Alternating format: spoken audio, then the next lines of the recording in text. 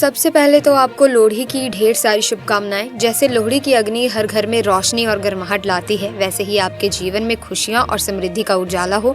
हमारी शुभकामनाएं आपके साथ हैं। आप इसी तरह खुश रहें, स्वस्थ रहें और अपने परिवार के साथ ये त्योहार धूमधाम से मनाएं।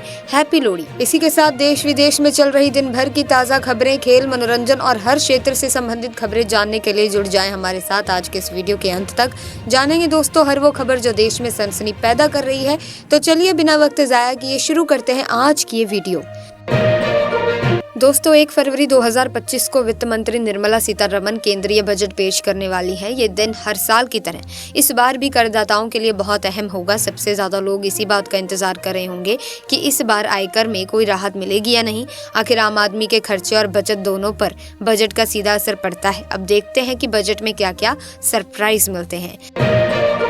वहीं राष्ट्रीय युवा दिवस पर पीएम मोदी भारत मंडपम में विकसित भारत युवा नेता संवाद में हिस्सा लेने वाले हैं।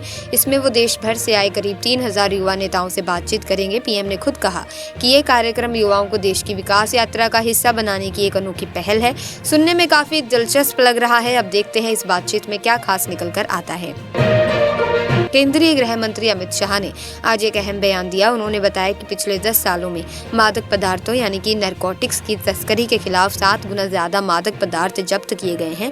उनका कहना था कि प्रधानमंत्री नरेंद्र मोदी के नेतृत्व में नशे के खिलाफ लड़ाई को नई ताकत मिली है। अमित शाह ने ये बातें नई दिल्ली में मादक पदार्थों की तस्करी और राष्ट्रीय सुरक्षा पर आयोजित क्षेत्रीय सम्मेलन में कही। उन्होंने ये भी बताया कि इन 10 वर्षों में 56,800 करोड़ रुपयों से ज्यादा के मादक पदार्थों को नष्ट किया गया। ये दिखाता है कि सरकार इस समस्या से सख्ती से निपटने के लिए कितनी गंभीर है। साथ ही commerce and industry minister Piyush Goyal ने नई दिल्ली में भारत क्लाइमेट फोरम 2025 के दौरान Bharat clean tech manufacturing platform का उद्घाटन किया। ये प्लेटफॉर्म खासतौर पर सौर, पवन, हाइड्रोजन और बैटरी स्टोरेज जैसे क्षेत्रों में भारत की क्लीन टेक चेन को बढ़ावा देने के लिए शुरू किया गया है। वहीं अयोध्या में श्री राम जन्मभूमि मंदिर में रामलला प्रतिष्ठा की पहली वर्षगांठ पर आज से 3 दिन का प्रतिष्ठा द्वादशी उत्सव शुरू हो गया है। इस खास मौके पर मंदिर को 50 क्विंटल से ज्यादा फूलों से सजाया गया। रामलला की पंचामृत और सरयू जल से अभिषेक भी किया गया। इसके अलावा 56 पकवानों का प्रसाद चढ़ाया गया और महाआरती भी हुई। सब कुछ बहुत धूमधाम से हो रहा है और श्रद्धालु इसे बड़े श्रद्धा भाव से मना रहे हैं। साथ ही भारत अब एक प्रमुख डिफेंस एक्सपोर्ट सेंटर बनता जा रहा है।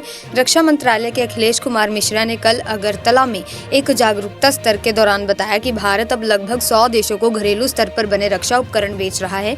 उन्होंने ये भी कहा कि भारत अब अमेरिका, फ्रांस और आर्मेनिया जैसे देशों को भी रक्षा उपकरण बेचेगा। साथ ही देखिए दोस्तों, देहरादून एयरपोर्ट से अब प्रयागराज के लिए सीधी फ्लाइट मिलने वाली है। 12 जनवरी से अलायंस एयर ये फ्लाइट शुरू कर रहा है।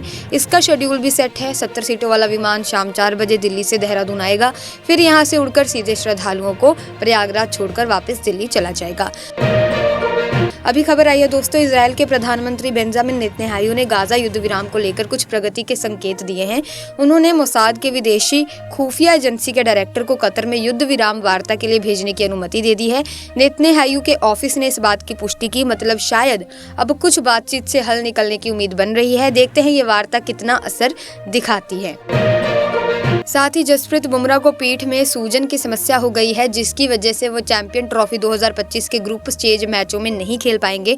उन्हें राष्ट्रीय क्रिकेट अकेडमी बेंगलोर में रिपोर्ट करने के लिए कहा गया। बुमराह ने हाल ही में ऑस्ट्रेलिया में बॉर्डर गावस्कर ट्रॉफी में 32 विकेट लिए थे। साथ ही राष्ट्रपति द्रौपदी मुर्मू और प्रधानमंत्री नरेंद्र मोदी ने स्वामी विवेकानंद की जयंती पर उन्हें श्रद्धांजलि दी। राष्ट्रपति ने कहा कि स्वामी विवेकानंद ने भारत के लोगों में एक नई ऊर्जा और आत्मविश्वास भरा और साथ ही पश्चिमी दुनिया को भारत की आध्यात्मिक शक्ति का एक मजबूत संदेश भी दिया। साथ ही उत्तर प्रदेश के कन्नौज रेलवे स्टेशन के पास एक बहुत ही दुखद हादसा हुआ। ये एक निर्माणाधीन इमारत का हिस्सा गिर गया, जिससे करीब 35 लोग मलबे में दब गए। इस हादसे में कई लोग गंभीर रूप से घायल भी हो गए। समाजवादी पार्टी के प्रमुख अखिलेश यादव ने इस घटना पर गहरी नाराजगी जताई और भाजपा सरकार पर भ्रष्टाचार और लापरवाही का आरोप लगाया। साथ ही पूर्णिया से निर्दलीय सांसद पप्पू यादव ने 17वीं बीपीएससी परीक्षा फिर से कराने की मांग को लेकर बिहार बंद का ऐलान किया है। पटना में इसका असर साफ नजर आ रहा है। अशोक राजपथ पर बीपीएससी के छात्र और पप्पू यादव के समर्थक सड़कों पर उतर आए हैं और आगजनी कर प्रदर्शन कर रहे हैं।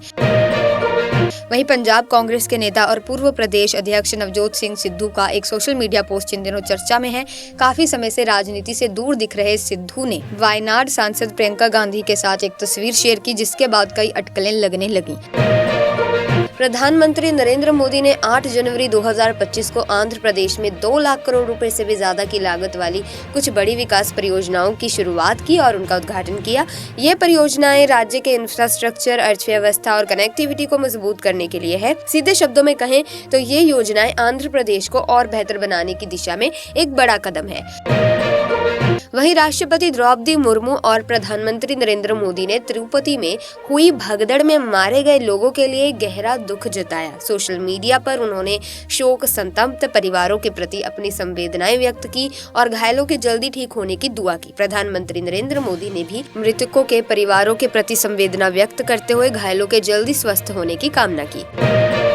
साथ ही आंगनबाड़ी कार्यकर्ता और असिस्टेंट्स जो महिला और बाल विकास से जुड़ी योजनाओं को लागू करने में अहम भूमिका निभाती हैं, अब उनकी सेवानिवृत्ति के बाद यानी कि उनके रिटायरमेंट के बाद सरकार उन्हें पेंशन देने की तैयारी कर रही है ताकि उनकी सामाजिक और आर्थिक सुरक्षा सुनिश्चित की जा सके। साथ ही विदेश सचिव विक्रम मिस्री और अफगानिस्तान के विदेश मंत्री मावलावी आमिर खान मुत्ताकी ने हाल ही में दुबई में मुलाकात की। इस दौरान दोनों देशों के रिश्तों और क्षेत्रीय हालात पर चर्चा की गई।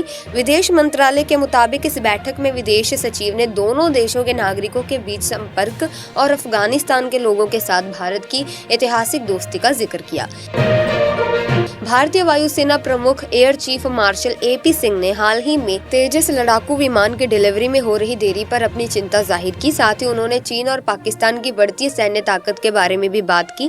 21वें सुब्रतो मुखर्जी सेमिनार एरोस्पेस में आत्मनिर्भरता में एयर चीफ ने R&D यानी शोध और विकास पर जोर दिया और कहा कि अगर समय पर यह डिलीवरी नहीं होती तो ये अपनी अहमियत खो सकती है।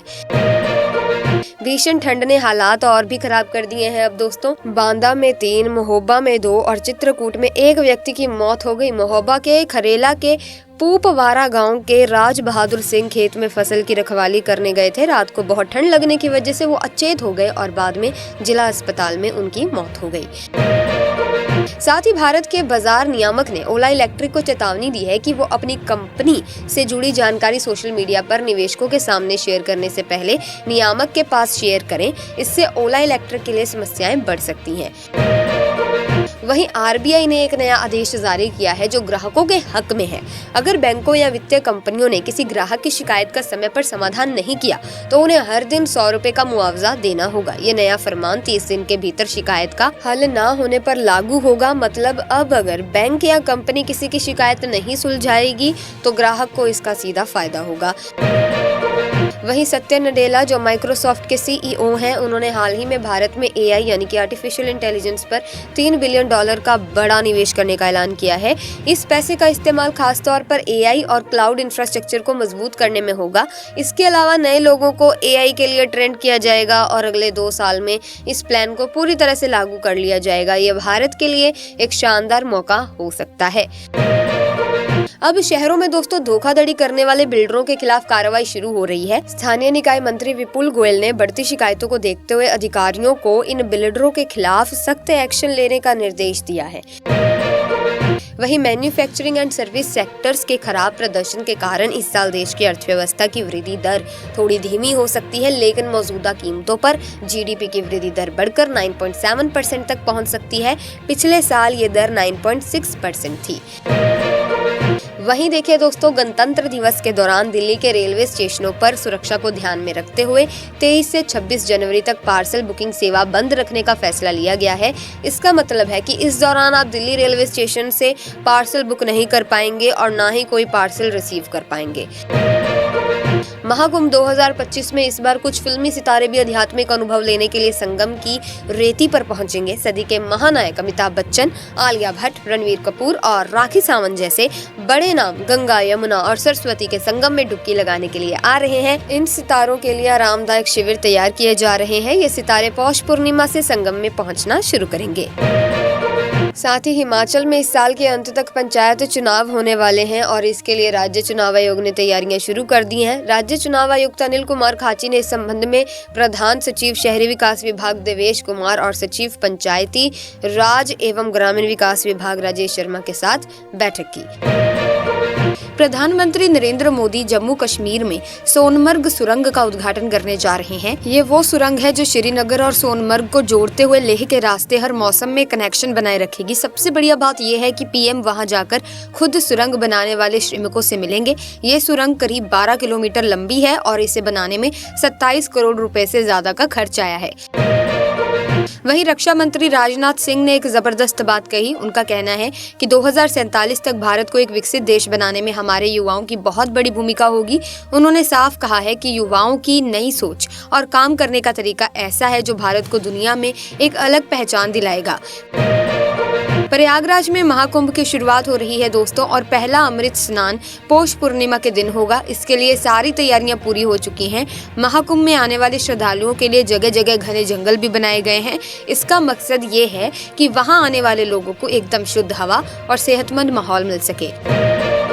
साथ ही दोस्तों, भारत ने एक और बड़ी उपलब्धि हासिल कर ली है। भारत अब संयुक्त राष्ट्र की उस कमेटी में शामिल हो गया है जो बिग डेटा और डेटा साइंस के जरिए आधिकारिक सांख्यिकी पर काम करती है। मतलब अब भारत दुनिया के साथ मिलकर ये तय करेगा कि बिग डेटा और डेटा साइंस को सरकारी आंकड़ों के लिए कैसे इस्तेमाल किया जाए और इसके लिए ग्लोबल स्टैंडर्ड्स और प्रैक्टिसेस कैसे बनाई जाएं।